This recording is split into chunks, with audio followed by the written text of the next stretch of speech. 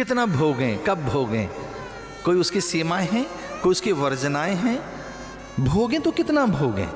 तीसरा काम है, पहला धर्म, दूसरा अर्थ है, तीसरा काम।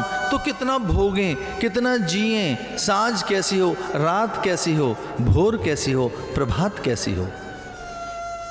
भोगें कितना, जिएं कितना, कैसे जिएं, जिएं तो जिएं कैसे, इसे कहेंगे काम। तो जिन्हें अपनी कामना वासनाओं पर प्रश्न चिन्ह, विराम चिन्ह लगाने नहीं आते, एक है प्रश्न चिन्ह किसे भोगना या नहीं भोगना, एक है विराम चिन्ह के बस करो, और एक है सीमाएं। तो अपने आसपास जिसने बॉर्डर नहीं खींचे, बॉर्डर लाइन नहीं खींची, सीमाएं, और 3 जोन बनाइए, 3 जोन। एक ग्रीन जोन के बस यहीं रहेंगे, और एक है येलो जोन, इसमें नहीं घुसेंगे। एक है रेड जोन कि ये कभी नहीं आ सकते हमारे पास। कौन सी कामनाएं रहेंगी, कौन सी वासनाएं रहेंगी, कौन सी स्पृहाएं रहेंगी, चित्त में वृत्तियां कौन सी रहेंगी, संकल्प कैसे रहेंगे, हमारी सोच क्या होनी चाहिए, ग्रीन जोन। और धर्म आपके पास है तो आप ग्रीन जोन में रहेंगे। जब धर्म कम होता है तो चेतना छलांग लगाकर येलो जोन में चली जाती है, पीली जोन में।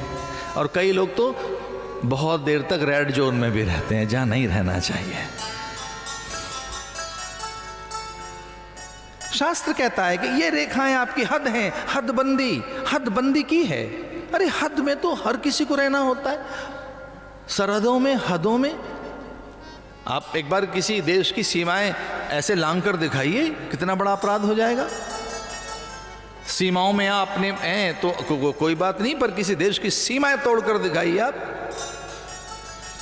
एक किसी देश की सीमाएं तोड़कर दिखाइए, बिना वैधानिक पारपत्र लिए आप कोई सीमा में प्रवेश करके दिखाएं, कितना बड़ा अपराध है।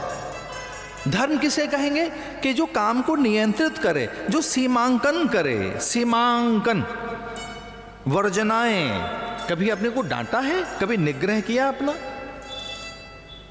जिनको निग्रह करना नहीं आता, जिनको शम दम नहीं आता, जिनको स्वयं पर, अपने पर ये कहना नहीं आता कि ये अनर्थ हुआ है। काम प्रचंड है, अनियंत्रित है, वो तो बेलगाम है। काम में सीमांकन होगा, सीमांकन।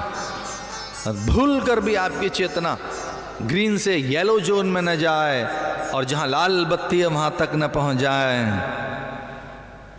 नियम निर्धारित किए गए हैं शास्त्र में, और वो केवल शिष्यों के लिए नहीं, गुरुओं के लिए भी है। वो केवल साधक के लिए नहीं, सिद्ध के लिए भी है। और सच मानिए, वो केवल भक्त के लिए नहीं, वो भगवान के लिए भी है। और जब जब उसने भी नियमों की अनदेखी की है, तो किसी अनसुईया जैसी ने दुधमुहा बच्चा बना लिया है उसे। फिर भगवान भी अपनी सामर्थ्य खो देता है, फिर भगवत्ता भी शिथिल हो जाती है, क्योंकि उसने सीमाएं नहीं तोड़ी। वो सीमाओं में रही अनसुईया, और एक थोड़ी सीमाओं को लांघ रहा है। एक किसी नारी से कह रहा है, विवस्त्र होकर बहुत कम वस्त्रों में भिक्षा मांगने की बात, थोड़ी सीमाएं लांघ गए वो, थोड़ी सी। और एक नहीं, तीनों, और तीनों सीमाएं लांघ गए। और वो जानते थे कि सीमाओं को लांघ देने का अर्थ है कि फिर हमारे पास बल नहीं रहेगा। सीता सीमा लांघ गई। जब तक वो सीमाओं में थी, वो महान थी, बलवान थी, शक्तिमान थी।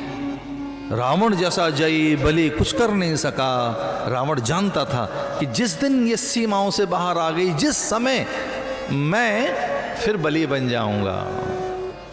मुझे इतना ही कहना था, एक सीमा जरूर खड़ी करके रखो अपने सामने, और वो सचेत करती रहे सीमा आपको, वो सीमा रेखा, वो वर्जना आपके पास में कि ये हमको लांघनी नहीं है।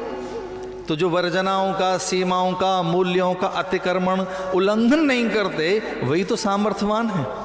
इस धरती पर जयी कौन बने?